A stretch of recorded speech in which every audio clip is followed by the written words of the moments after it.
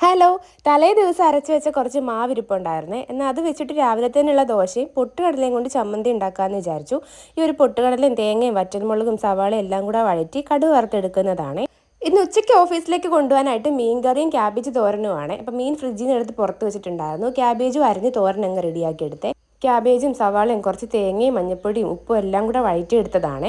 മീൻകറിക്ക് വേണ്ടിയിട്ടുള്ളതും അരിഞ്ഞ് റെഡിയാക്കിയിട്ടുണ്ട്. ഉലുവ പൊട്ടിച്ച് സവാളയും ഇഞ്ചിയും വെളുത്തുള്ളി എല്ലാം കൂടെ വഴറ്റിയെടുത്ത് കുറച്ച് മഞ്ഞൾപ്പൊടിയും മുളക് പൊടിയും മല്ലിപ്പൊടിയും പച്ചമണം മാറുമ്പം ആവശ്യത്തിനുള്ള ഉപ്പും കുറച്ച് കുടംപുളിയും കൂടി ചേർത്തിട്ടുണ്ട്.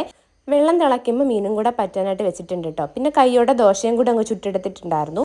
കറിയെല്ലാം റെഡിയായി കഴിഞ്ഞിട്ടാണ് കേട്ടോ ദോശ ഉണ്ടാക്കുന്നത്. അപ്പോൾ അത് ചൂടോട് കൂടി കഴിക്കാമല്ലോ. അപ്പോൾ മീൻകറി ഇവിടെ പറ്റി സെറ്റായി വന്നിട്ടുണ്ട്.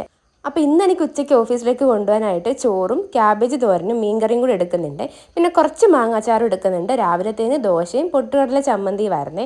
അപ്പോൾ ഇന്നത്തെ വീഡിയോ ഇത്രയേ ഉള്ളൂ. വീഡിയോ ഇഷ്ടപ്പെട്ടാൽ ലൈക്ക് ചെയ്യാൻ മറക്കല്ലേ.